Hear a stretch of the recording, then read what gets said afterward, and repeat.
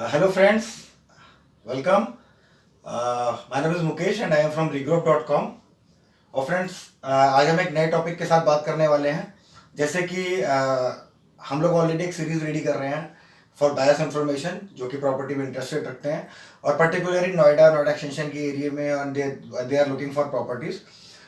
तो हमने काफ़ी सारे वीडियोस तैयार करे हैं आपको बताने के लिए किस टाइप की यहाँ पे लोकेशंस है, किस टाइप की प्रॉपर्टीज मिलती हैं, डेवलपर के साथ किस तरह से डील करना चाहिए, प्रॉपर्टी सर्चेज में आपको एक कंसल्टेंट कैसे हेल्प कर सकता है, क्या क्या चीज़ें आपको लिखनी चाहिए। तो काफ़ी वीडियोस हम लोगों ने डेवलप किए हैं फ्रेंड्स, जिनके लिंक्स आपको इस वीडियो के डिस्क्रिप्शन में मिल जाएंगे नीचे। तो प्लीज़ उसको देखते रहिए और इन्फॉर्मेशन लेते रहिए। आज हम एक नई चीज़ पे बात करने वाले हैं फ्रेंड्स। आप जब एक प्रॉपर्टी लेते हैं, बिल्डर की प्रॉपर्टी लेते हैं, तो प्रॉपर्टी तो पसंद करते ही करते हैं, प्लस किस टाइप से बिल्डर के पेमेंट प्लान होते हैं। तो आज हम पेमेंट प्लान के ऊपर बात करने वाले हैं। जब एक प्रॉपर्टी आप बुक करते हैं तो आपको कितने ऑप्शंस डेवलपर देता है और आप चूज कर सकते हैं पेमेंट प्लान के अकॉर्डिंग। अपने फाइनेंशियल मैनेज कर सकते हैं, अपने फाइनेंशियल को प्लान कर सकते हैं। तो फ्रेंड्स ज़्यादा नहीं है, 3 पेमेंट प्लान इस पर्टिकुलर लोकेशंस में चलते हैं जो बिल्डर से आपको मिलेंगे। इन तीनों में से ही आपको कोई ना कोई वाइसली चूज करना है, जिससे कि आपके फाइनेंशियल कभी हैम्पर ना हो और आप इजीली जो आपका एक ड्रीम होम है एक बिल्डर से लेने का, वो इजीली आप अच्छे से पूरा हो। तो फ्रेंड्स 3 पेमेंट प्लान में से पहला पेमेंट प्लान आता है डाउन पेमेंट, जिसे हम 1090 भी कहते हैं। डाउन पेमेंट और 1090 जनरली उन प्रॉपर्टीज में आपको मिलता है जो property ready to move in है, रेडी टू शिफ्ट है। बिल्डर ने प्रॉपर्टी बना के रेडी कर दी है, अगर आप ऐसी प्रॉपर्टी लेना चाहते हैं तो आपको 100% पेमेंट देने के लिए आपको जनरली 30 to 45 डेज बिल्डर देगा आपको। जिसका अगर हम बाइफर्केशन करें 100% पेमेंट का, तो बाइफर्केशन आता है 10 और 90। मींस 10% जो बुकिंग अमाउंट होता है या एक रिक्वायर्ड मनी होती है आपके बिल्डर वायर एग्रीमेंट को एग्जीक्यूट करने के लिए या लीगल फॉर्मेलिटीज करने के लिए, तो उसके लिए आपको इनिशियली जो भी आपकी प्रॉपर्टी वैल्यू है उसका 10% का चेक आपको बिल्डर को देना होता है। उसके बाद बिल्डर आपका एग्रीमेंट और जो भी टर्म्स एंड कंडीशंस होती हैं वो आपकी एग्रीमेंट में आपकी मिलती हैं। रेस्ट ऑफ द अमाउंट जो 90% जो अमाउंट है उसको पे करने के लिए आपको 30 डेज या 45 डेज का टाइम बिल्डर जनरली देते हैं। तो फ्रेंड्स अगर आप ready to move in property plan कर रहे हैं तो आपको इन दोनों में से कोई भी ऑप्शन नहीं मिलने वाला है, आपको सिर्फ एक ही ऑप्शन मिलेगा, डाउन पेमेंट। इट मीन्स आपको 30-45 डेज के अंदर अपनी पेमेंट आपको बिल्डर को देनी है। अब इसमें 2 चीजें आती हैं फ्रेंड्स। अगर आप सेल्फ फंडिंग कर रहे हैं तो आपको पता होना चाहिए कि आपको इस पर्टिकुलर टाइम फ्रेम के अंदर आपको अपना पेमेंट बिल्डर को देना है। अगर आप हाउसिंग लोन प्लान कर रहे हैं, अगर आपको होम लोन के थ्रू प्रॉपर्टी लेने हैं, तो कोशिश करें, हालांकि 30 दिन 45 दिन भी एक लोन के प्रोसेस के लिए इनफ होते हैं, बट फिर भी कोशिश करें कि अपने लोन को प्री अप्रूव करा के रखें, जिससे कि आपका जो लोन का एक प्रोसेस होता है सैंक्शन और डिसबर्समेंट, तो सैंक्शन अपने लोन को करा के रखें, प्री सैंक्शन या प्री अप्रूव करा के रखें। बहुत सारे फाइनेंशियल इंस्टीट्यूशन इस चीज की फैसिलिटी प्रोवाइड करते हैं, अदरवाइज हमारी टीम आपको इस काम में हेल्प कर सकती है। उससे आपका टाइम बचेगा, बिकॉज अगर टाइम फ्रेम से के बाद आप पेमेंट करते हैं तो बिल्डर ऑब्वियसली आपके ऊपर डिले पेमेंट के जो पेनल्टी है वो लगाने वाला है, जो कि आपके फायदे का सौदा नहीं है फ्रेंड्स। तो प्लीज अगर ready to move in property ले रहे हैं तो अपने फाइनेंसियर्स को 30-45 दिन के अंदर के हिसाब से, टाइम फ्रेम के हिसाब से प्लान करके रखें फ्रेंड्स। नेक्स्ट पेमेंट प्लान पे आते हैं फ्रेंड्स हम, कंस्ट्रक्शन लिंक पेमेंट प्लान।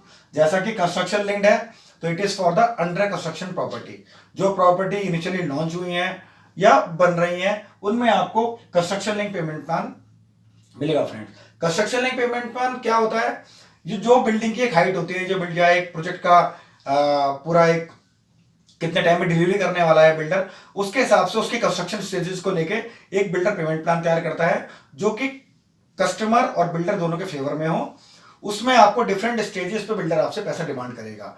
जैसे ग्राउंड फ्लोर पे कुछ पैसा मांगेगा, 5th फ्लोर पे कुछ पैसा मांगेगा, 3rd फ्लोर पे, डिपेंड कि आपकी जो बिल्डिंग की हाइट है उसका ओवरऑल कंस्ट्रक्शन कितने टाइम में पूरा होने वाला है। अगर 2 साल या 3 साल का होराइजन है उस पर्टिकुलर प्रोजेक्ट को पूरा करने का, तो पैसा जो है वो उसी रेशो में, उसी टाइम फ्रेम के हिसाब से डिवाइड कर दिया जाता है। तो इसका बेनिफिट ये होता है कि आपका जो फाइनेंशियल होता है, जो आपका आउटफ्लो होता है पैसे का, वो इमीडिएट नहीं जाता है, बहुत धीरे धीरे आपको पैसा देना पड़ता है। 10%, 7% जैसे भी इंस्टॉलमेंट बनाई है तो 10-10% करके आपको साल 2 साल के अंदर पैसा देना पड़ता है, जिससे कि आपके ऊपर फाइनेंशियल बर्डन नहीं पड़ता है। तो अंडर कंस्ट्रक्शन प्रॉपर्टी में कंस्ट्रक्शन लिंक पेमेंट प्लान अगर आपको सूट करता है तो आप प्लीज बिल्डर से जरूर चेक करें कि कंस्ट्रक्शन लिंक पेमेंट प्लान वो ऑफर कर रहा है या नहीं, और कर रहा है तो किस किस कंस्ट्रक्शन स्टेज पे वो पैसा आपसे मांगने वाला है फ्रेंड्स। थर्ड पेमेंट प्लान जो बहुत फैशन में है, because construction link payment plan generally भी लोग आजकल प्रेफर नहीं करते हैं। रीजन, क्योंकि बिल्डर स्ट्रक्चर कंप्लीशन पे, जब बिल्डिंग का स्ट्रक्चर कंप्लीट हो जाता है तो आपसे 80-85% पैसा जो है आपसे ले चुका होता है, जो construction link payment plan generally builders के मिलते हैं। स्ट्रक्चर से लेके पोजीशन तक का टाइम कुछ भी हो सकता है friends. It may take 6 months, 1 year, 1.5 years, depend upon builder किस तरीके के और क्या क्या वो नॉन टावर एरिया में डेवलप करने वाला है। तो 80% पैसा देने के बाद भी जो ईएमआई का आउटफ्लो है या आपका मैक्सिमम जो पैसा है आपका बिल्डर के पास जा चुका होता है और आप पोजीशन आपको नहीं मिला होता है फ्रेंड्स। तो इसी को देखते हुए बिल्डर्स कुछ नए पेमेंट प्लान इंट्रोड्यूस करे हैं जो कि कस्टमर के फेवर में होते हैं, जैसे कि फ्लेक्सी पेमेंट प्लान। इसमें फ्रेंड्स क्या होता है, एक इनिशियल अमाउंट, एक 20-30% पैसा बिल्डर आपसे इनिशियली ले लेता है, बाकी पैसा आपको सीधे पोजीशन पे मांगता है आपसे। तो यहाँ पर बिल्डर बड़ा सेफर साइड होता है। कुछ तरह के पेमेंट प्लान आपको यहाँ मिल जाएंगे देखने के लिए, लाइक 50-50। ये इस टाइप की प्रॉपर्टीज में आपको मिलेगा जहां पर ऑलरेडी कंस्ट्रक्शन काफी बिल्डर कर चुका होता है, 50-60-70% पैसा मतलब कंस्ट्रक्शन कर चुका होता है, और वहां पे आपसे 50% ही डिमांड करता है ओवरऑल कंस्ट्रक्शन जो उसने किया हुआ है, और 50% आपको देना होता है पोजीशन पे। जो प्रोजेक्ट थोड़े इनिशियल कंस्ट्रक्शन में होते हैं वहां पर आपको जनरली 30-70 दिया बिल्डर से पेमेंट प्लान मांग सकते हैं।